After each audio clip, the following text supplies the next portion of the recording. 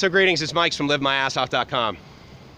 If there's any theme or topic that I hope you guys possibly get sick of me doing, it's gratitude. And I'll tell you why. Because I've shared before that there is this level of gratitude that I wake up with.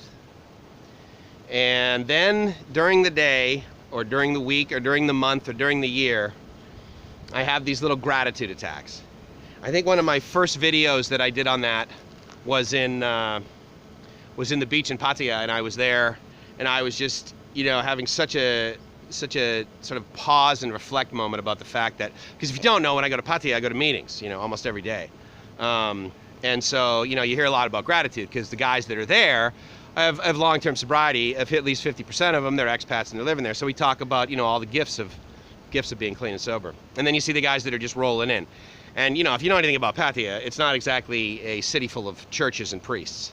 And so because of that, the amount of levels of excess that you can consume in Pattaya, not the least of which are drugs and alcohol, are available. And I always laugh because, people say, oh, you're going to Sin City when I go to Las Vegas. It's like, dude, I've been to Pattaya.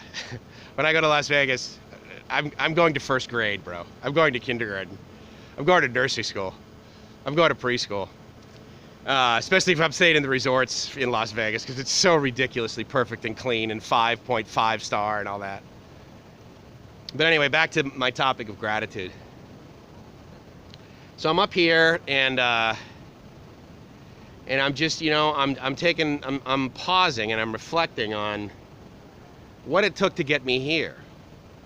And like a lot of you, like everybody, quite frankly, you go through pluses and minuses, and with any luck, the pluses and minuses, they still end up, the trajectory overall, the slope of the average slope of your life, hopefully it gets, that direction being better.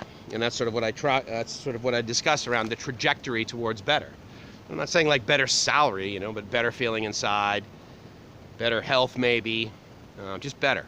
Better ability to be a better son, being a better employee, being a better employer, whatever. And so if I think of all the things that I needed to go through that were potentially dips, that were potentially disappointments, because at the time you're going through a disappointment, it sucks. It's only when you get back past it and you say to yourself, whew, that wasn't so bad. Yeah, but at the time it was bad. But it's when I have moments like this that I think to myself, like all that stuff that I had to go through to get here, it's totally worth it. Because I had no idea I'd be here. I had no idea I'd be here 24 hours ago. And I made a reservation for this 3 or 4 weeks ago. I made a reservation for this island. I kind of knew what the house was going to look like. But you never know what to experience, right? It's like my dad says, the hardest thing to predict, that's the future. Indeed, Dad.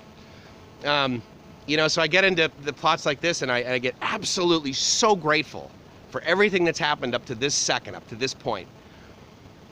And then I'm really grateful that I have the clarity of mind to realize that I'm so empowered and I feel honored to basically occupy the space that I'm taking up right now. Nobody's encroaching on my space, and with any luck, I'm not encroaching on anyone else's. I'm allowed to take up this sort of space at a minimum. And then at a maximum, if my eyes are open enough, I'm honored to take in all this.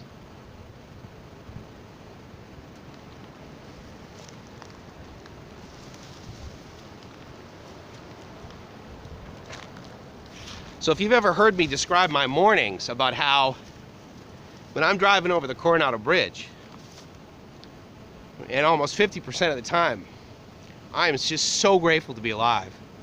Because there were so many days where I made it a point to try and kill myself that, the fact that I get one more 24 hours, what lottery did I just win?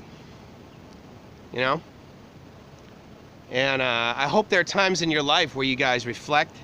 You don't need to get into a lot of pain to be grateful that you're not in pain. You don't need to lose your legs to be grateful that you can walk. You don't need to be able to cut your face to realize that you have decent skin.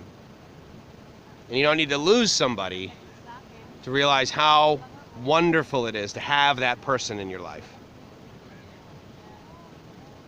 And if there's ever been a time where you took me seriously and you said, you know, he's not just saying something because it's on a t-shirt, and you're like, okay, I get it. He's living the dream. Because my dream for a while was just to like be able to get enough money to steal it, to borrow it, to scrounge it around, to get enough money to be able to buy enough cocaine so I could kill myself by the time I was 30. And I don't think anywhere near that anymore. I think about, how many of these can I do? How much money can I earn by making it possible for someone else to earn a living? How many moments do I have to be able to train somebody else, to be able to empower them to feed their family, that will put money in my pocket so that I can get and come to do things like this? And that's 180 degrees out of phase from where I was just over 25 years ago. I can tell you right now, 25 years ago today, I was approximately 8 weeks away from getting sober. And if you know anything about drinking and using and hitting bottom, and I truly believe that hitting bottom is a requirement for you to dig yourself up out of that hole. If you guys know anything about that, you know that the last few days of it, the last few weeks of it, they're no fun. In the last few weeks of my party, I weighed 130 pounds, and I crawled around on the ground naked, sweating, talking to bugs. And I hated myself every single minute that I was awake enough to realize, to be conscious enough to realize what was going on around me. I hated myself. I hated my life. I was so embarrassed to be my parents' son. And now it's the biggest honor of my life. So it's a requirement for me to come to these places. I don't get this by spending $800 at a Hilton, man. I get this by spending 3,500 pesos on a boat to get over here. I get this by saving up enough money to spend $678 on a round-trip flight on EVA Airlines to get over to Southeast Asia, to pick up Gracie in Manila to come here. And it's worth every penny. I was only 24 years old when I got sober, and I used to spend over $300 every 2 days on cocaine. Some people are like, oh my God, you spent $600, you spent $1,000 on a round-trip ticket. I'm like, to go to the other side of the world and hug somebody that I care about? All day long, dude, all day long.